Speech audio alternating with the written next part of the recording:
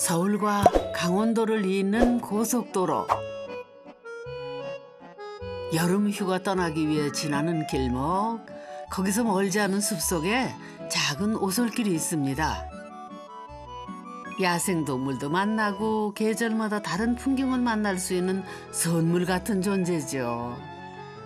봄이 되면 제일 먼저 피는 이제 생강나무를 보면서 이제 봄이 온 걸 알게 됐고, 그 다음에 좀 지나다 보면은 이제 철쭉하고 진달래가 먼저 피고, 그 다음에 이제 철쭉이 피게 되고, 여름 같은 경우는 금계고, 그 다음에 가을에는 이제 국화류, 겨울에는 이제 새하얀 눈.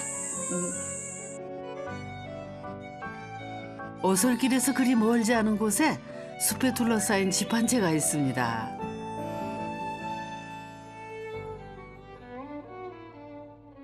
자연에서 살고 싶은 자연인을 꿈꾸는 집이랍니다.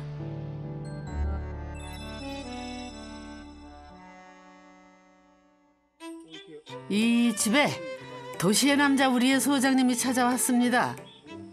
입체적이면서도 굉장히 모던하고 또 이 숲하고 잘 어울린다는 생각이 들어요. 그래서 또 깊숙하게 현관에 들어가는 모습도 지금 보여지고 2층의 테라스며 1층에 그늘지는 모습이 굉장히 인상적입니다. 이 집의 주인공이 궁금한데요.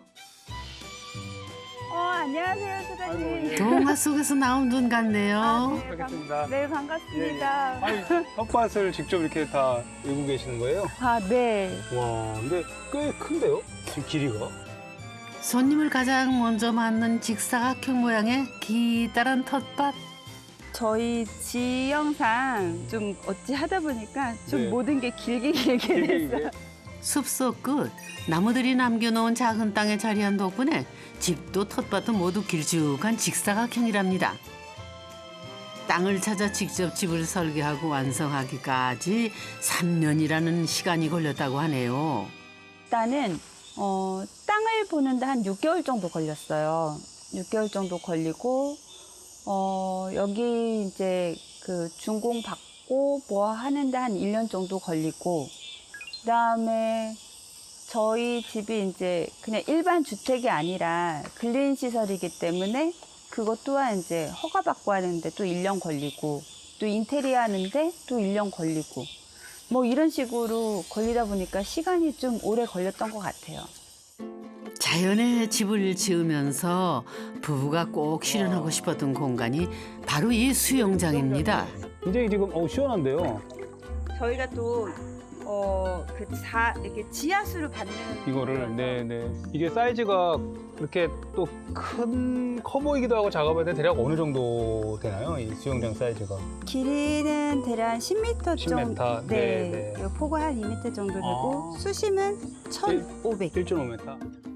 10 곱하기 2는 20제곱미터. 소장님이 수영장 크기에 관심을 보이는 이유가 있습니다. 저는 사실 이 정도면 충분하다고 보고 있고요. 우리가 법에서는 67제곱미터 즉 20평 정도가 넘어가면 이제 호화주택이 돼서 이 세금이 만만치 않거든요. 맞아요. 네. 집에 가족을 위한 수영장을 만들 때에는 크기를 잘 살펴야겠네요.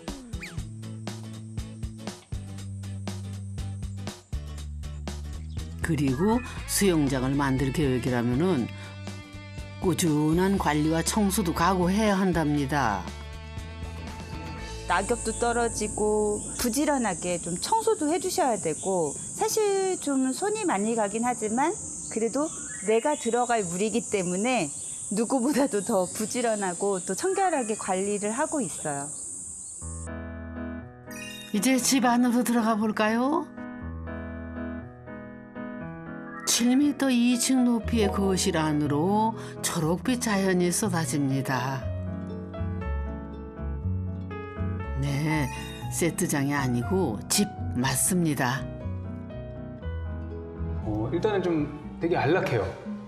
외부에서의 느낌은 막 모던하고 딱딱한 느낌이 있었다면 여기는 굉장히 안락한 느낌이 있고, 네. 두 번째는 이렇게 창으로 쫙 삥 둘러싸여 있고 또 저쪽 뒤에도 초록이 있어서 온 지금 사방에 쫙 초록이 이 집을 뺑 둘러싸고 있어서 원래는 전면에만 있을 줄 알았더니 또 후면과 측면에도 창문이 놓여져 있고요. 숲을 향하는 벽은 전면창을 배치했습니다. 벽과 프레임을 활용해 풍경을 지루하지 않게 했고요.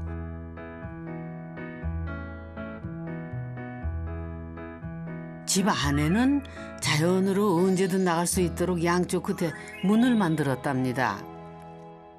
집이 저희가 이제 지형적으로 굉장히 좀 길잖아요. 네, 네, 근데 네. 만약에 여기에서 저기를 나가려면은 이제 불편함이 있으니까 그런 이제 동선을 좀 줄이기 위해서 네, 네, 이제 네. 문도 하고 이제 훨씬 더 자연에 가깝게 만들어진 문이라고 보면 그쵸. 되겠네요.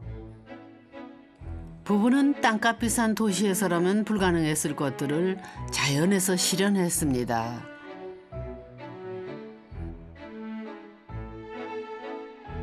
특히 아내가 원했던 것은 최소한 2개 이상의 주방을 만드는 것이었죠. 집 안에 있는 2개의 주방 말고도 뒷문을 열고 밖으로 나가면 나타나는 야외 주방까지.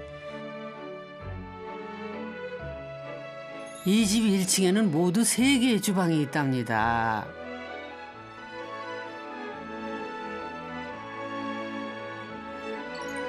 심지어 이 3개의 주방을 모두 아내가 직접 설계를 했다고 하네요. 집 하나에 화장실 2개는 봤어도 주방이 3개인 경우는 흔치 않죠? 푸드 스타일리스트로 일하는 아내에게는 꿈 같은 집이었답니다. 그냥 제가 하고 싶었던 어떤 이제 그 쿠킹 클래스를 좀 여러 공간에서 다양한 메뉴에 따라서 좀 이렇게 움직이면서 한번 수업을 진행해 볼까 해서 명확하게 좀 스타일링이 좀 구분되는 주방을 좀 만들었으면 좋겠다는 생각이 들어가지고 그렇게 결론은 제 욕심이 너무 과한 것 같아요. 3개의 주방은 각각 특징과 포인트가 다릅니다. 야외 주방에는 밖에서 바비큐를 즐길 수 있도록 화덕을 설치했답니다. 유럽 시골 분위기가 나는 시골 주방. 시골 분위기를 내기 위해서 천장에 나무로 석가래를 만들었습니다. 짙은 초록색이 자연을 닮은 이 주방에는 시선이 닿는 곳에 중정을 만들었습니다. 좀 더 나이 들고 노후가 제가 좀 같이 집에서 좀 일할 수 있는 공간을 좀 만들어 보면 어떨까 해서 이제 그렇게 설계를 시작해서 집을 짓게 되었는데 저와 이제 그 남편이 서로 가지고 이제 싶어하는 그런 공간들이 있기 때문에 조금 따져가면서 설계를 하지 않았나. 주방의 아내의 공간이라면 여기는 남편의 공간인 서재입니다. 10%도 안 되는 남편분의 공간인 거예요? 네, 유일한? 맞습니다. 여기는 약간 날 것 그대로의 느낌이랄까요? 노출 콘크리트가 있고 나무가 좀 많이 쓰여졌고 이제 이게 노출 콘크리트로만 가면은 약간 좀 이렇게 그 좀 차가운 차갑게, 느낌이 네네네. 있어서 이 벽면은 이제 티크로 이제 아. 마감을 해서 네네네. 보통 보면 이제 일자로 가는 네, 거를 사선으로. 네, 사선으로도 약간 좀 재미를 좀 주었고요. 네. 가족이 함께 사용하는 서재에서는 남편의 취향이 드러납니다. 나무로 장식한 천장의 조명과 TV장, 나무 의자, 그리고 벽난로까지 모두 목공예가 취미인 남편의 작품이랍니다.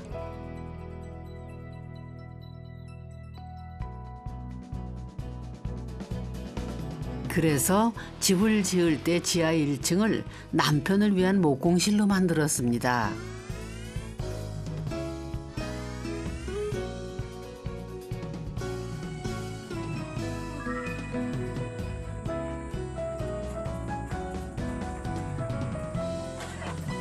오, 취미 공간이 아닌 전문 목공소 같네요.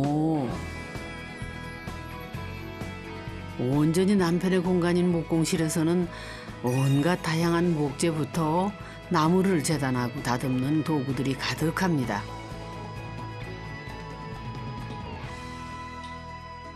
이 나무도 집안 어딘가에 쓰이겠지요? 부부의 개성이 느껴지는 집입니다.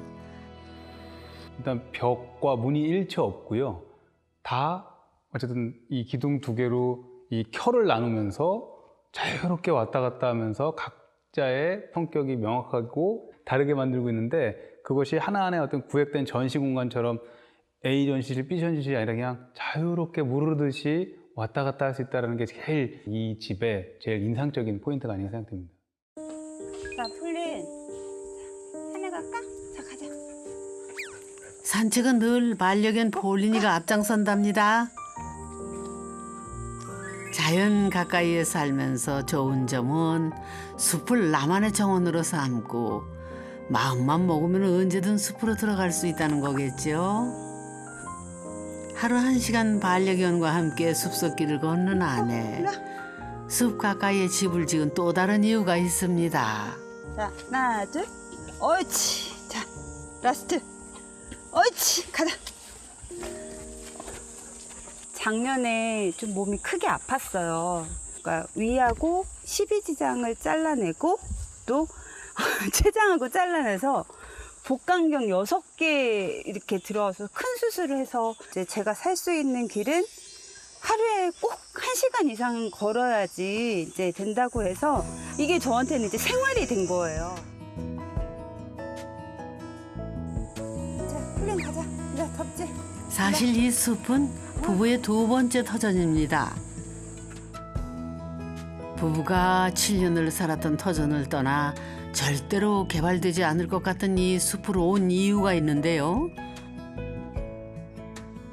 옆에 산이 있었거든요. 근데 거기에 이제 그 개발하시는 분이 그 땅을 사는 순간 정말 어마어마한 많은 집들이 들어오면서 그냥 주말에도 계속 공사하고 뭐 포크레인에 막 이렇게 지내다 보니까 굉장히 정신적으로 좀 스트레스가 많이 되더라고요. 그래서 이왕이면은 산속에 좀 깊게 한번 들어가 보자. 그렇게 이 집에서 3년의 시간이 흘렀답니다. 그러면 네, 저희 네, 네, 네. 주거 공간으로 2층에는 부부의 가족의 공간이 있습니다. 인공 조명과 창문을 통해 들어오는 빛, 그리고 창밖의 숲이 어우러져 차분한 느낌을 줍니다.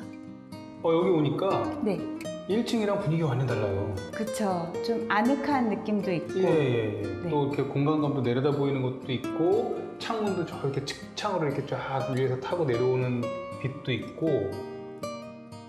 가족 공간인 2층 한쪽에는 부부만의 공간인 침실이 있습니다. 그리고 반대쪽에는 딸아이의 침실을 마련했죠.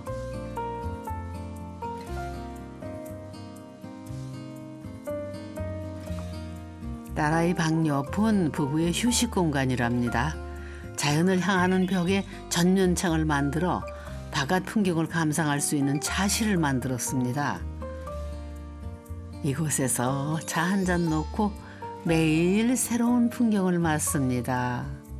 근데 여기가 마치 아주 잘 만들어진 영화관의 모니터 같아요. 이게 저 멀리에 저 산이 그냥 그대로 스크린에서 막 움직이는 지금 장면이고, 이게 뭐 천둥 치면 천둥 치는 대로, 눈 오면 눈 오는 대로, 그죠? 또 햇살 가득한 날, 햇살 가득한 날대로 굉장히 변화무쌍할 것 같다는 생각이 들고요. 풍경은 1년이라는 긴 시간을 지루하지 않게 만들어줍니다. 매일 변하는 풍경에 집중하다 보면 하루하루가 더 소중하게 느껴지죠. 이미 7년 넘게 다른 자연에서 거주하셨고, 또 이쪽으로 오시는 데 따른 준비가 철저하게 잘 돼 있었다. 그리고 거기서 수업한 것을 바탕으로 이 자연을 어떻게 대해야 되겠다는 게 이분들만의 특징으로 자연스럽게 배인 것 같아요. 그냥 울타리 안에 집 이곳이 아니라 안팎을 자연스럽게 드나들고 그거에 대한 동선부터 시작해서 공간의 위치 매김, 창문의 어떤 배치가 하나하나가 다 저분들한테는 너무나도 자연스럽게 이 공존하고 있는 집이라고 생각됩니다. 잣나무 숲과 숲속 정원이 어우러져 풍경을 만드는 집. 집 한쪽의 텃밭과 온실이 자연 속 삶을 완성합니다. 온실은 제철 채소를 기르거나 텃밭에 심을 씨앗의 싹을 틔우는 공간으로 활용을 합니다.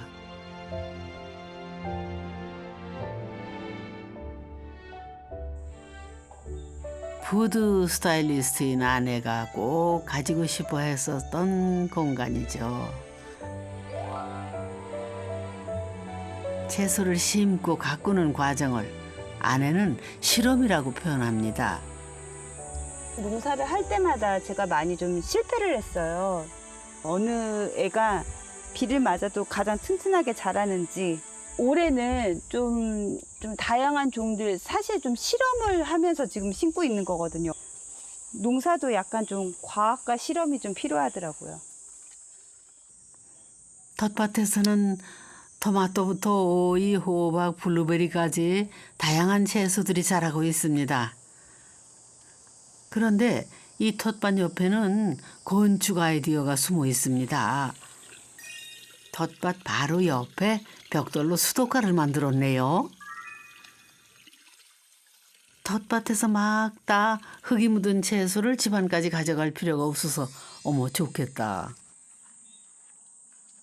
이렇게 재배한 채소는 가족들의 건강한 식사 또 특별한 간식으로 변신하겠죠.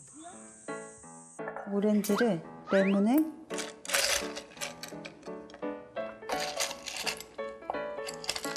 오렌지 주스를 넣어주고, 약간 하나는 아래, 하나는 이렇게 위, 지그재그 올려주시고 마지막은 하나로 이렇게 포인트. 민트도 저는 이렇게 이파리 쓰는 것보다 이렇게 좀 길게 쓰는 거 좋아하거든요. 튀어나와도 상관없어요. 그냥 내추럴하게. 그다음에 여기다 이제 마지막으로 이렇게 탄산을 좀 부어주실 거예요.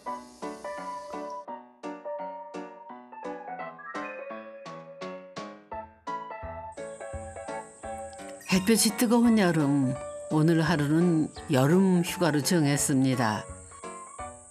수영장에 발 담그고 보내는 시간. 모든 것이 완벽해 보이네요. 내일을 맞기 위해 오늘을 기록합니다. 또 어떤 하루가 될지 기대됩니다.